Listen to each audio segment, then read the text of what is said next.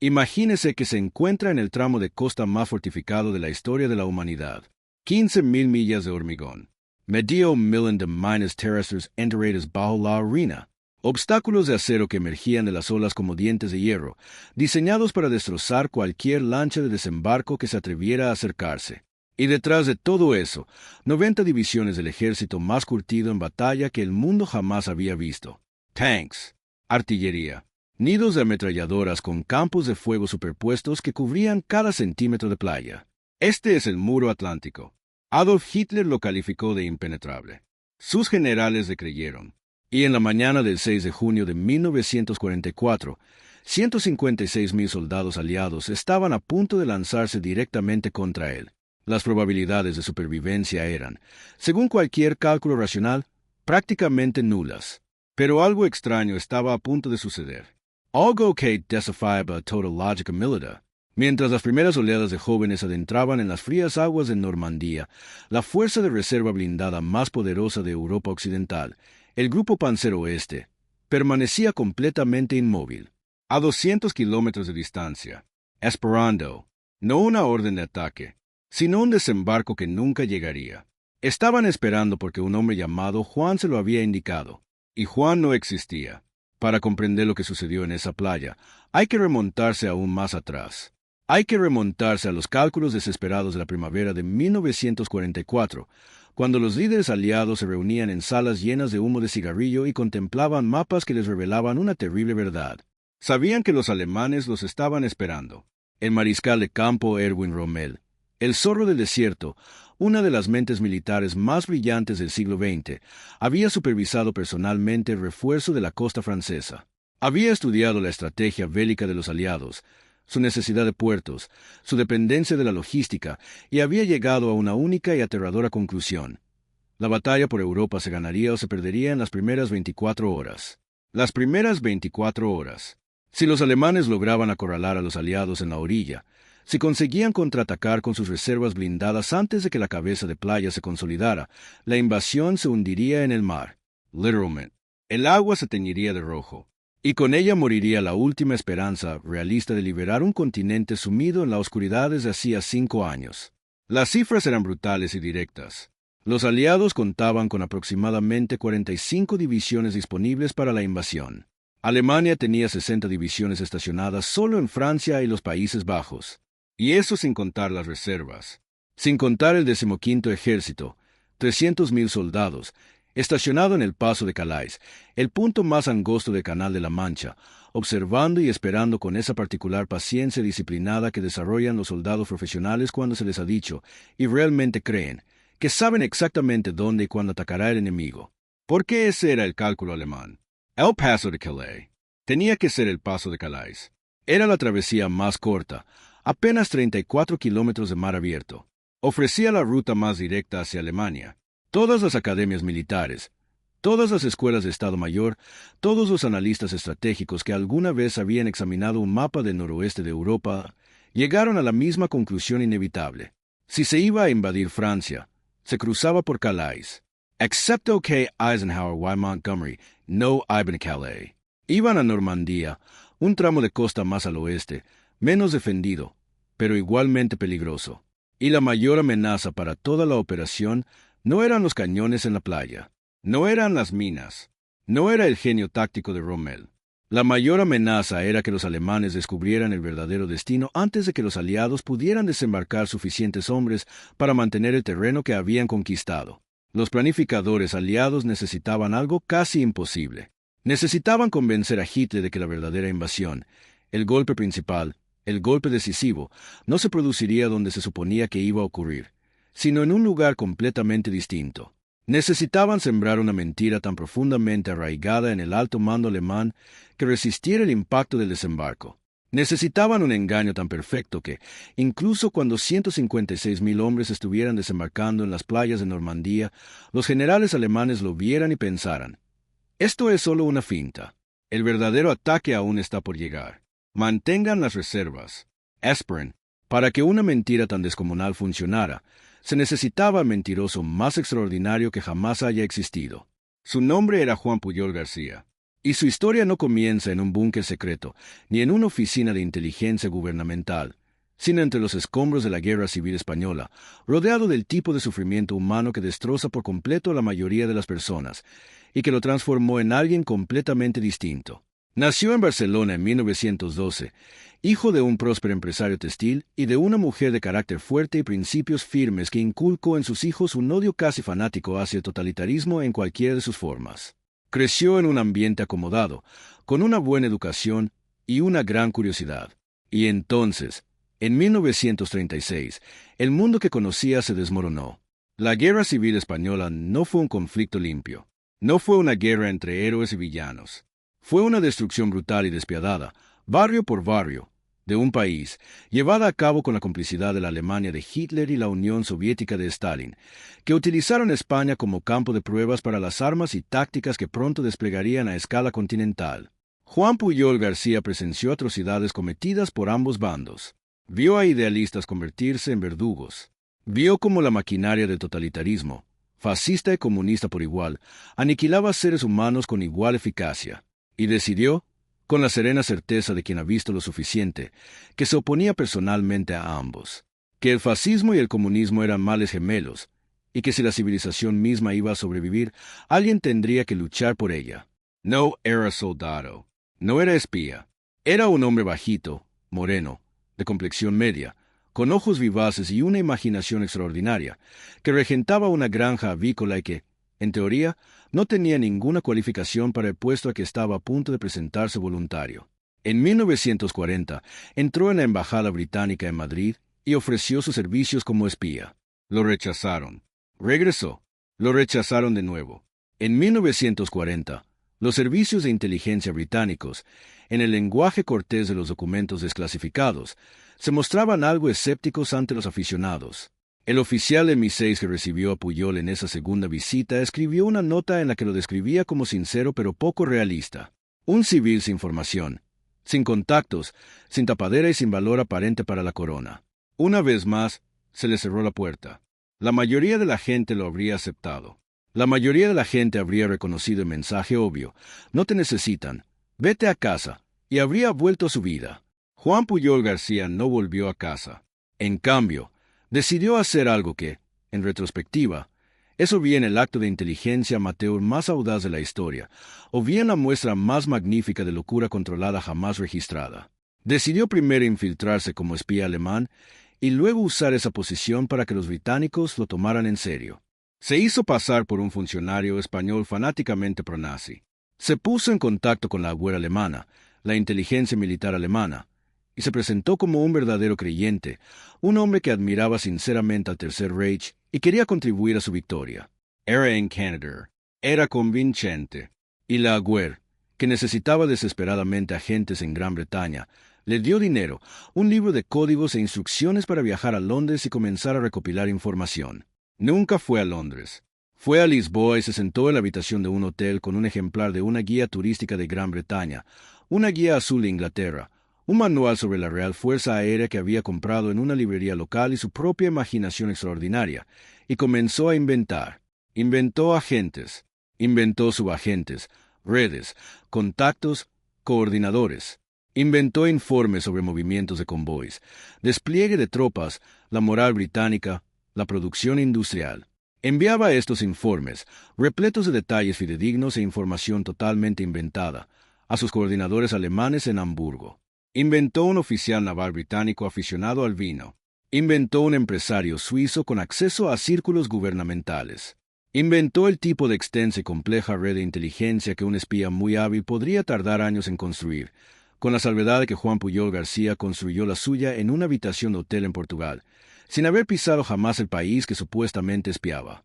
Y los alemanes le creyeron.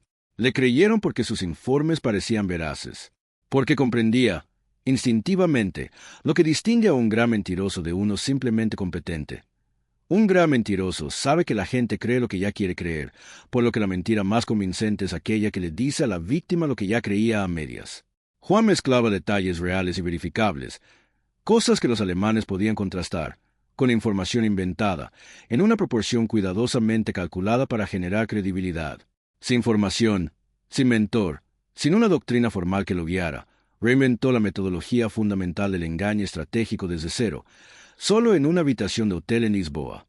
Los británicos finalmente lo descubrieron. No porque lo atraparan, sino porque, al monitorear las comunicaciones de radio alemanas mediante programa de inteligencia ultra, comenzaron a interceptar informes que sus propios analistas reconocieron como invenciones. Hechos reales reportados por un agente alemán en Gran Bretaña que eran imposibles. Convoys fabricados que, de alguna manera, generaban tráfico de inteligencia de apariencia creíble. Alguien estaba alimentando a los alemanes con un sinsentido perfectamente elaborado. Raster en La Fuente. Encontraron a Pujol.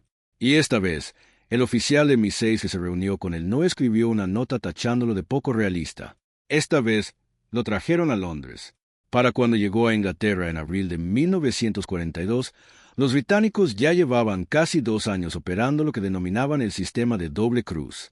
Este sistema, cuya designación oficial dentro de MI5 era el Comité 20, y la doble cruz hacía referencia tanto a los agentes dobles que lo dirigían como al símbolo matemático, fue una de las operaciones de inteligencia más notables de la historia bélica. Su premisa era casi demasiado elegante para ser creíble. Mediante una combinación de capturas tempranas, un cuidadoso cultivo de información y una suerte extraordinaria, la inteligencia británica había logrado identificar, reclutar o neutralizar prácticamente a todos y cada uno de los agentes alemanes que operaban en Gran Bretaña. Absolutamente todos. La Agüera alemana, que creía tener docenas de fuentes activas que proporcionaban inteligencia en tiempo real desde el Reino Unido, en realidad recibía un flujo de información cuidadosamente gestionado y producido íntegramente bajo control británico.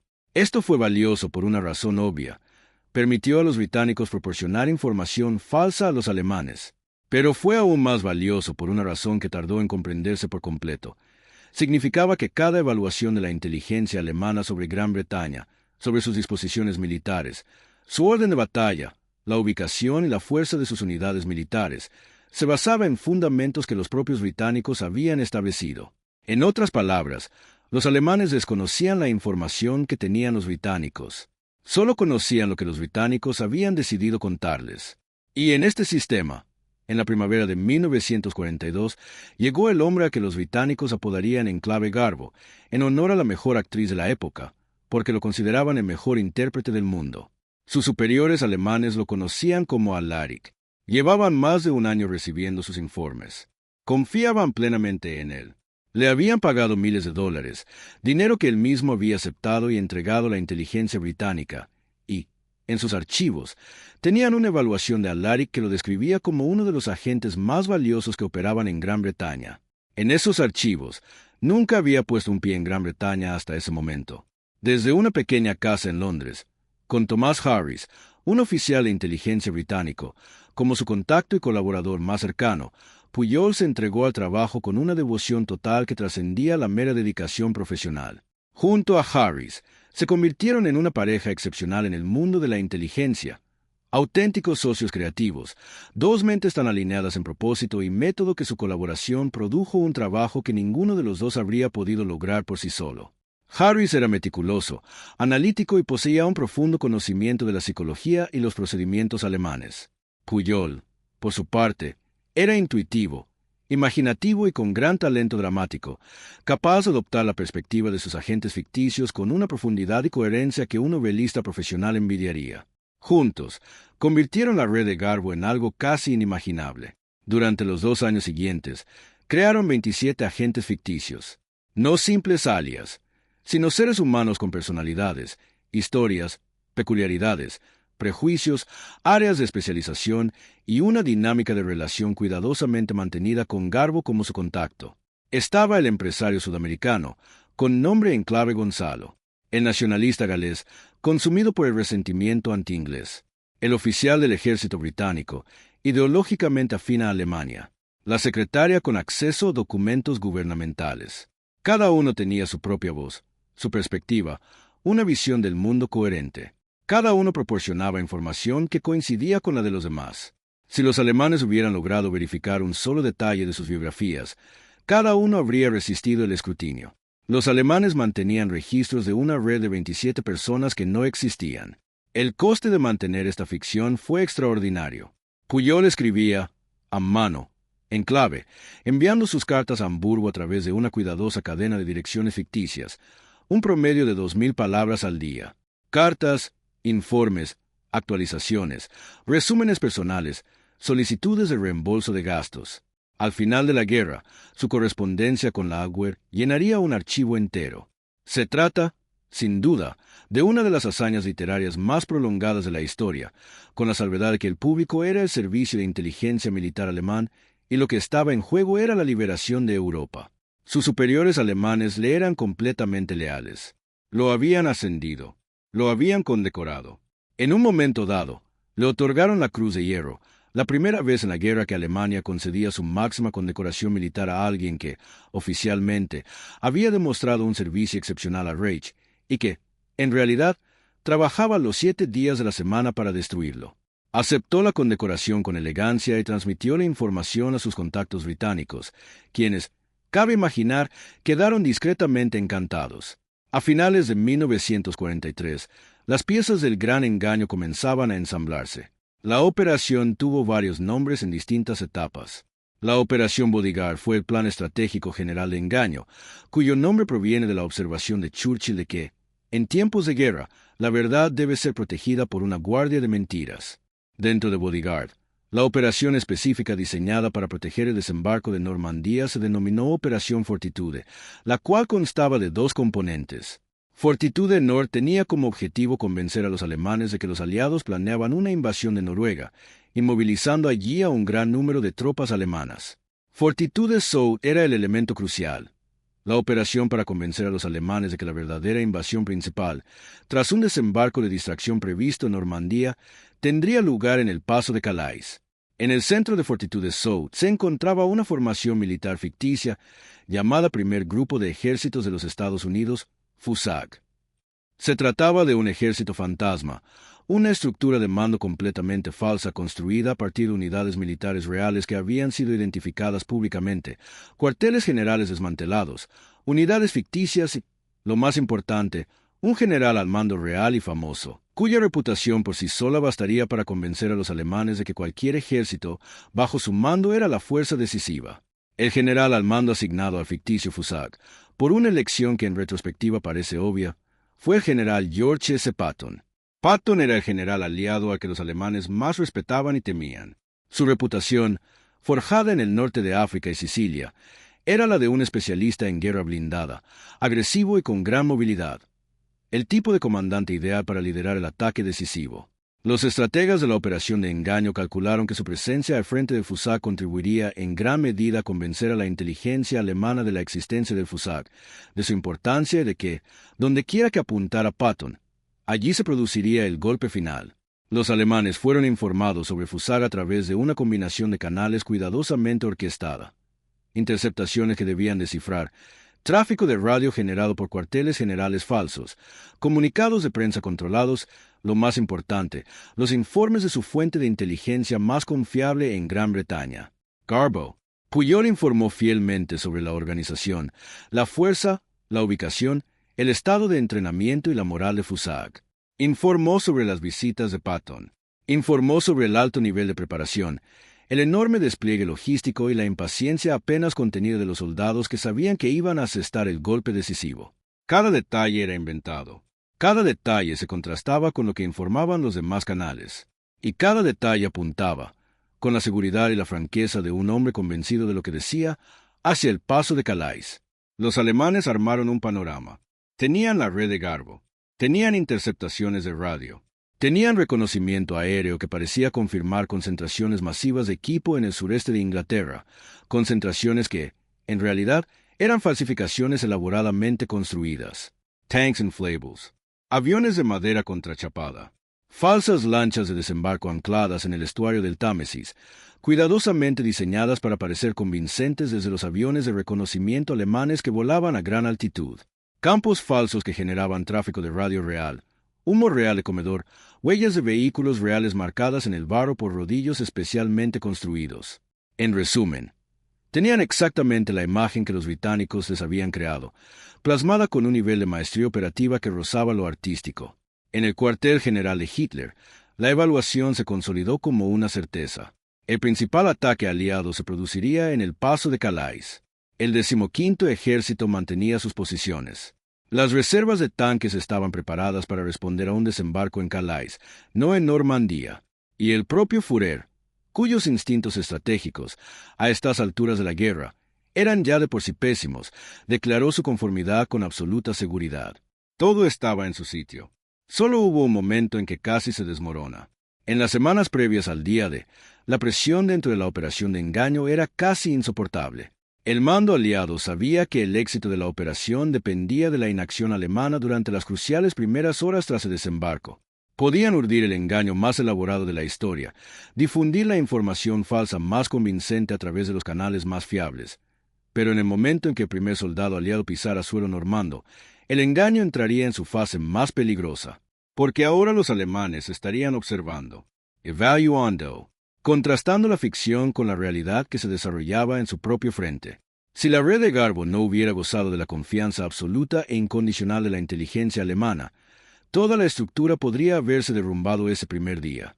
Una evaluación prudente, un oficial escéptico, un analista que examinara la supuesta fuerza de Fusagi dijera, un momento, esto no cuadra con lo que veo en las playas de Normandía. Podría haber liberado las reservas de tanques y cambiado el rumbo de la batalla. Había otro problema, más personal, más peligroso a corto plazo.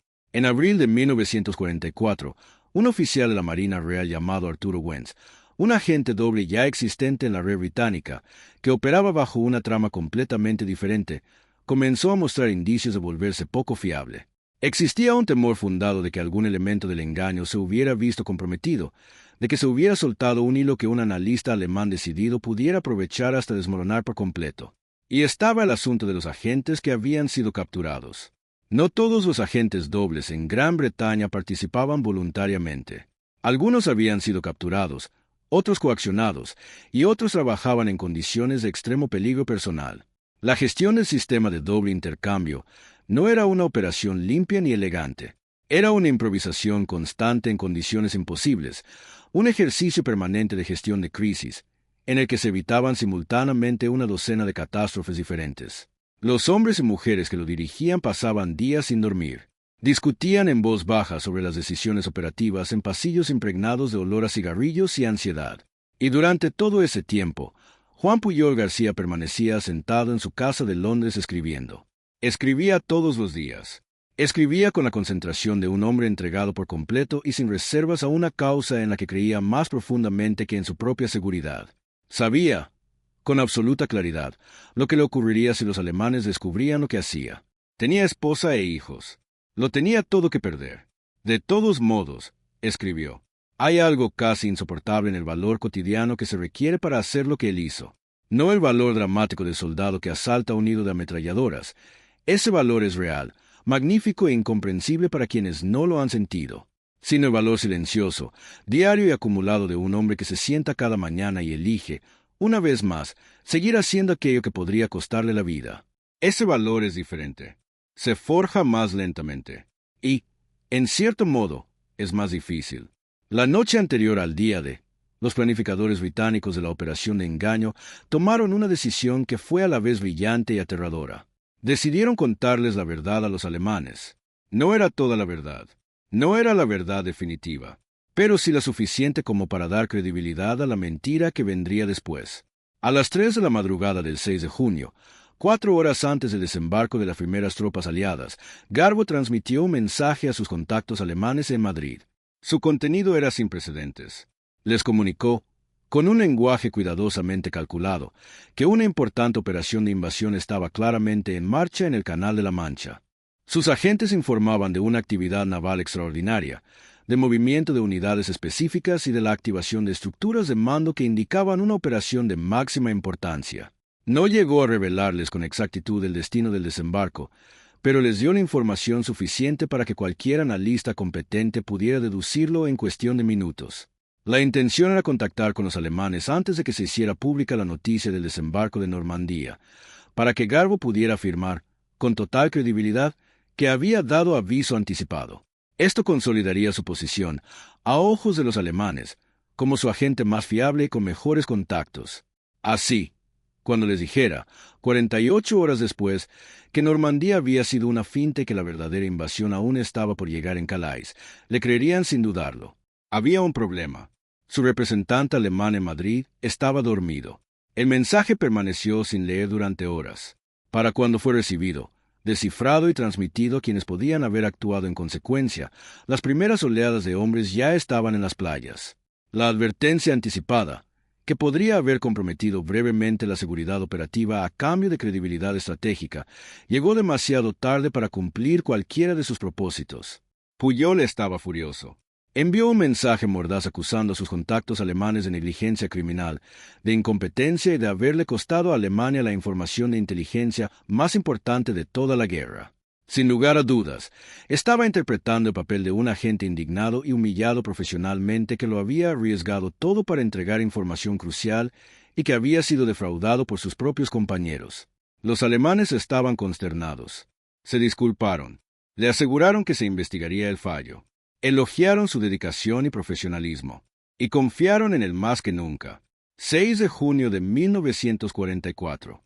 6:30 de la mañana. Playa de Omaha. Las rampas bajaron. Los hombres de la primera división de infantería, la Gran Roja, entraron en aguas que les llegaban hasta el pecho e inmediatamente comenzaron a morir. El fuego fue peor de lo que nadie había previsto.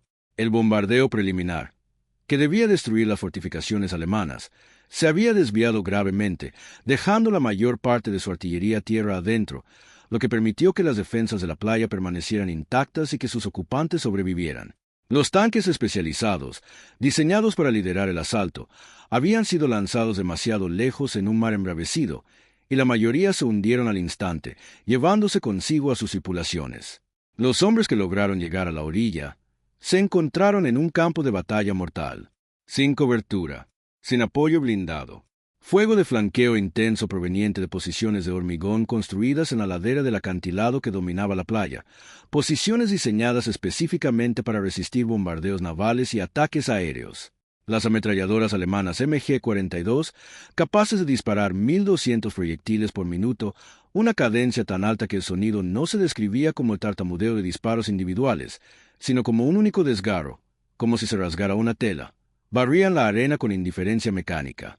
En los primeros 30 minutos en Omaha, compañías enteras fueron prácticamente aniquiladas.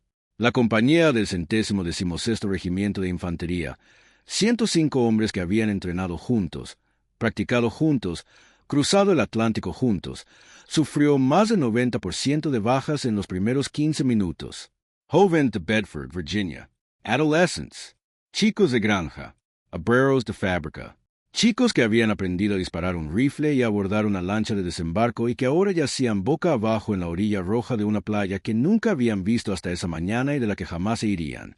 En el lenguaje sobrio de los informes posteriores a la batalla, fue una catástrofe.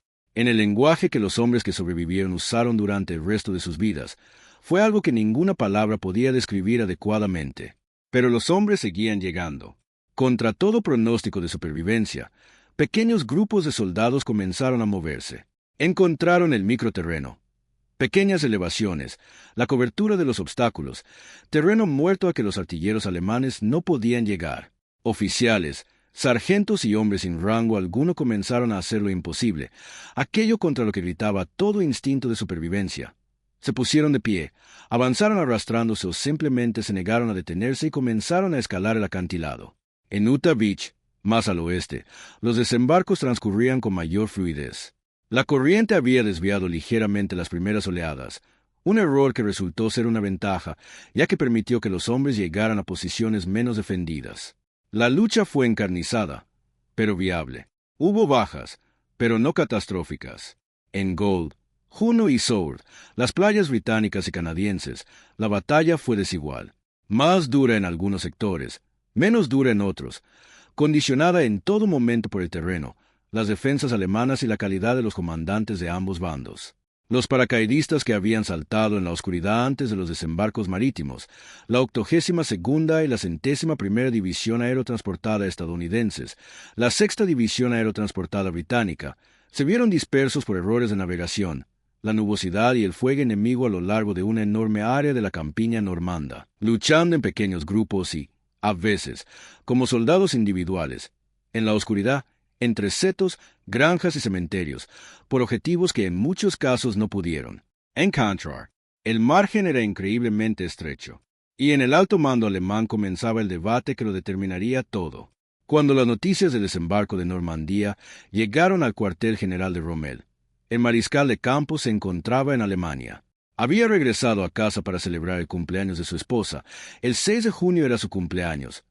Convencido por los pronósticos meteorológicos de que ninguna operación de gran envergadura era posible en tales condiciones, estaba en su coche cuando recibió la llamada, de regreso a Francia a toda velocidad, calculando ya, con su extraordinariamente táctica, las contramedidas que aún ahora podrían hacer retroceder a los aliados hasta el mar. Pero necesitaba a los Panzer. Los necesitaba de inmediato, en las primeras horas. Las primeras 24 horas serían decisivas. Llevaba meses diciéndolo. Había acertado en casi todo, y también en esto. Si las reservas blindadas lograban llegar a las playas antes de que los aliados consolidaran sus posiciones, el desembarco fracasaría. La 12ª División Panzer SS y la Panzerler, dos de las formaciones blindadas más poderosas del ejército alemán, estaban posicionadas a corta distancia de ataque. Con la orden recibida, podrían haberse movido. Podrían haber estado en las playas en cuestión de horas. Rommel necesitaba el permiso de Hitler. Y Hitler, que estaba durmiendo cuando comenzaron los desembarcos, su personal estaba aterrorizado de despertarlo, y este miedo en particular, esta falta de valor entre los hombres que lo rodeaban, le costaría la guerra a Alemania. No dio la orden. No dio la orden porque creyó lo que Garbo le había dicho. Creía que todo aquello, este enorme asalto a las playas de Normandía, estos hombres muriendo en las olas, estos paracaidistas dispersos por la campiña normanda, toda esta asombrosa operación militar, era una distracción. Creía que el verdadero ataque se produciría en Calais. Creía que si destinaba sus reservas a Normandía, no le quedaría nada cuando el ejército de Patton cruzara el Canal de la Mancha. Lo había creído durante meses. El informe de inteligencia que habían recopilado los analistas alemanes lo confirmaba. El Fusag era real. Patton era real. El despliegue militar en el sureste de Inglaterra era real. Garbo lo había confirmado. El 15º ejército permanecía en Calais. Los Panzer permanecían donde estaban. Esperen. Hitler les dijo a sus generales, esta no es la verdadera invasión. Esperen. Esperaron. Y en las playas de Normandía, entre el humo, la sangre y el estruendo de la maquinaria operada al límite de su capacidad, los hombres seguían llegando. Más barcos. Más hombres. La cabeza de playa, defendida con uñas y dientes, con esa tenacidad particular que a veces se descubre en los hombres en situaciones extremas, creció ligeramente, luego un poco más, y finalmente lo suficiente. A finales del 6 de junio, los aliados ya estaban en el continente. Habían sufrido aproximadamente 10.000 bajas. Habían logrado establecer una cabeza de puente en Francia, aunque lejos de lo que los planificadores habían previsto. Pero allí estaban. Y el 9 de junio, 3 días después del desembarco, Juan Pujol García se sentó y escribió el mensaje que, más que cualquier acto militar individual en cualquier playa, garantizaba que se quedarían allí. Llegó a última hora de la tarde y fue entregada al alto mando alemán con la contundencia de una proclama. Garbo informó, a través de su red, que había reunido información de múltiples fuentes independientes y que ahora podía ofrecer su evaluación con total confianza profesional.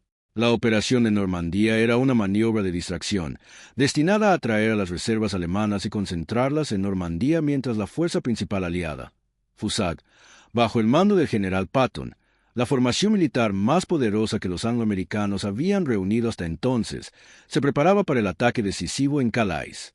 Instó, en los términos más enérgicos posibles, a los comandantes alemanes a resistir la tentación de comprometer sus reservas estratégicas en Normandía. El golpe definitivo estaba por llegar, quizás en cuestión de días, quizás en cuestión de horas. El mensaje fue leído, fue evaluado, fue transmitido a través de la estructura de inteligencia hasta la máxima instancia, y en el alto mando alemán se tomó la decisión. El primer cuerpo panzer de las SS, que había recibido órdenes el 9 de junio de avanzar hacia Normandía, vio canceladas dichas órdenes. Los panzers permanecieron en sus posiciones. El 15º ejército, 300.000 hombres, se quedó en Calais. Las reservas se podrían haber destruido la cabeza de playa cuando aún era frágil, precaria y se trataba de un asentamiento de hombres y máquinas que se extendía por kilómetros en lugar de decenas de kilómetros. Se mantuvieron en sus posiciones, esperando una invasión que nunca llegaría. La evaluación alemana, basada casi por completo en la red de Garbo, era tan exhaustiva, tan total, tan inquebrantable en sus conclusiones, que sobrevivió a la llegada de la segunda semana de combates en Normandía. Sobrevivió a la tercera semana. Sobrevivió a las batallas en zonas rurales, al lento avance tierra adentro, a los refuerzos que llegaron a raudales a través del Canal de la Mancha en los días posteriores al desembarco inicial. La inteligencia alemana mantuvo su evaluación de que el paso de Calais era el principal objetivo aliado hasta bien entrado julio. El 15º Ejército no se desplegó con fuerza hacia Normandía hasta que fue demasiado tarde. La ventana de oportunidad que Rommel había identificado, las primeras 24 horas, la ventana en la que la armadura y la decisión podrían haber inclinado la balanza, no había sido mantenida abierta por generales, almirantes ni los hombres en las playas, aunque todos ellos hicieron cosas extraordinarias, sino por un hombrecillo moreno de Barcelona que había aprendido a mentir con la precisión de un artesano y la dedicación de un santo. El desembarco de Normandía fue un éxito. El 25 de julio, las fuerzas estadounidenses rompieron el cerco en Saint-Lô en la Operación Cobra, y la línea alemana en Francia comenzó a desmoronarse.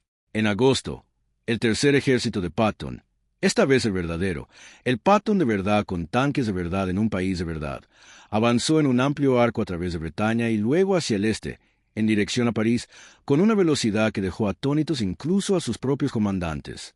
Las fuerzas alemanas que podrían haberlos detenido, que podrían haber organizado la retirada combativa que habría prolongado la guerra meses o años, quedaron destrozadas tras semanas de combates en un teatro de operaciones que nunca habían reforzado adecuadamente.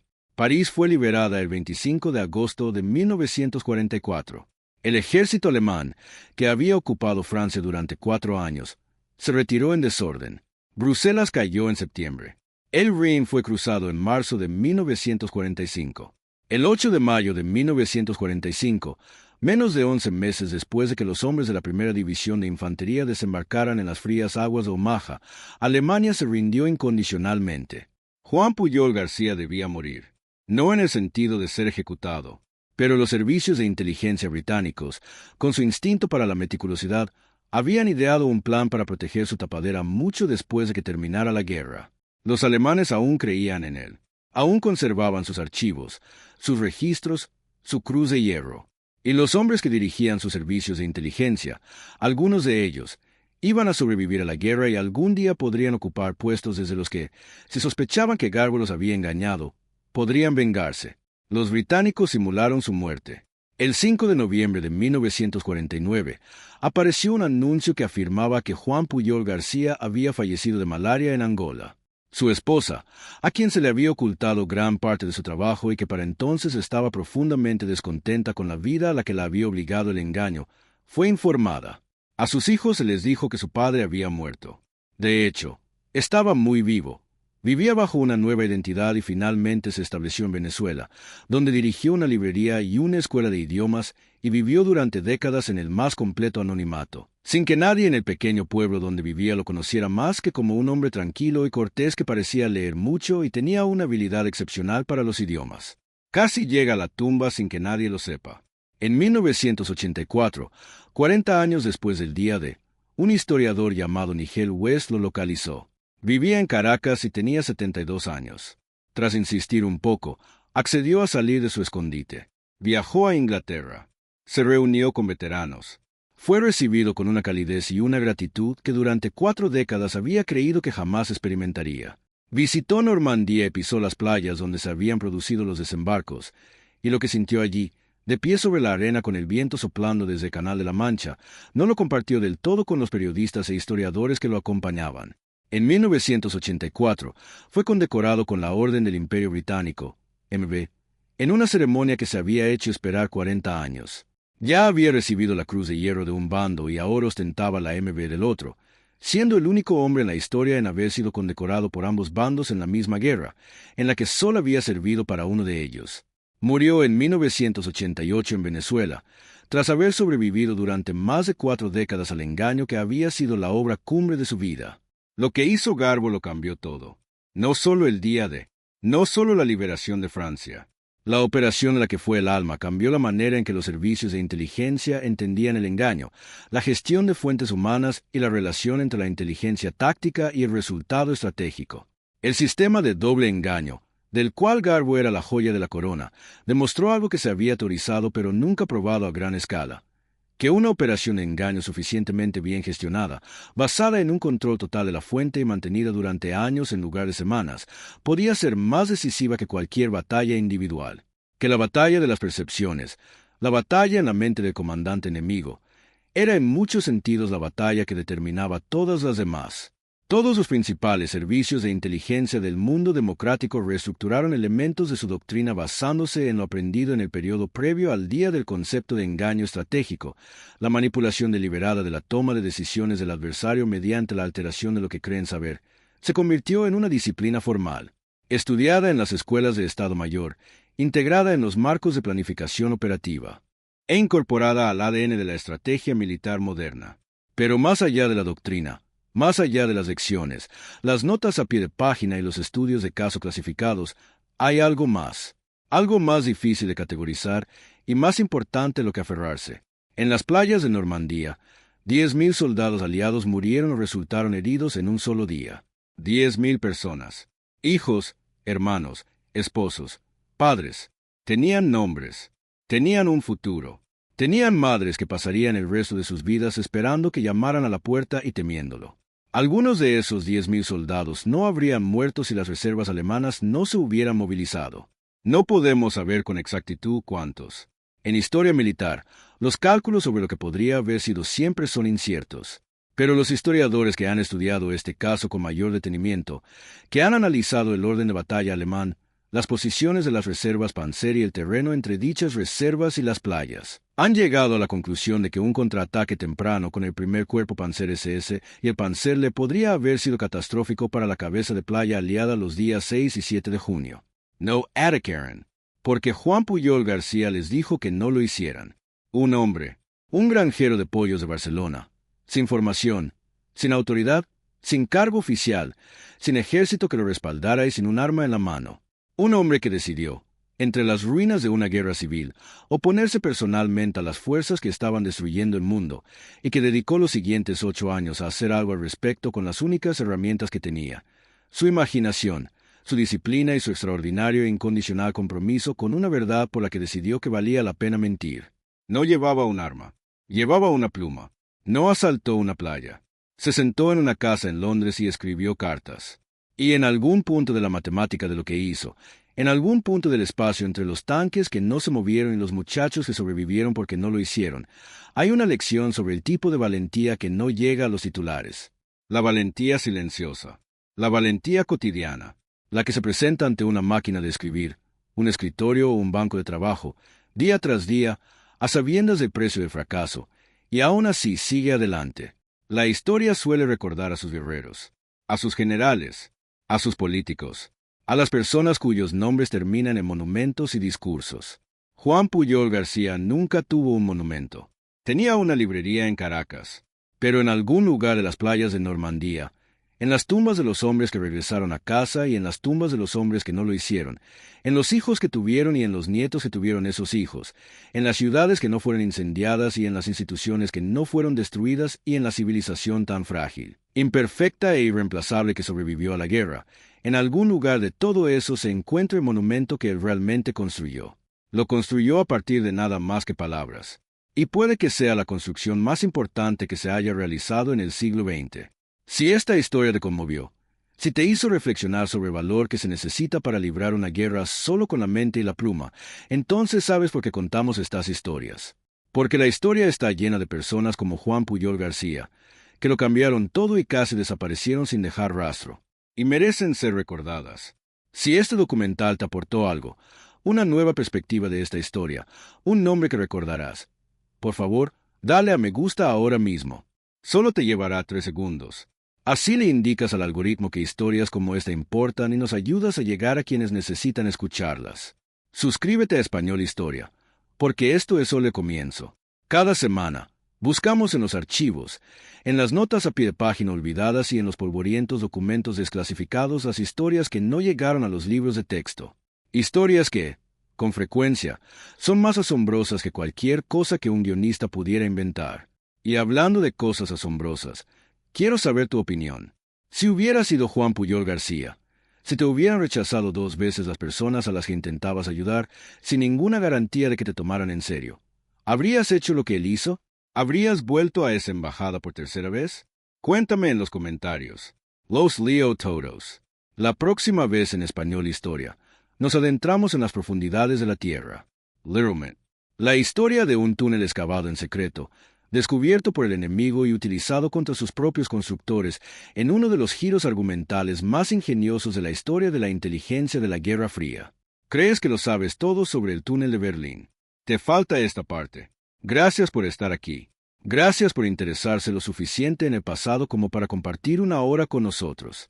Esta comunidad es la razón por la que hacemos estas películas. Nos vemos la próxima vez.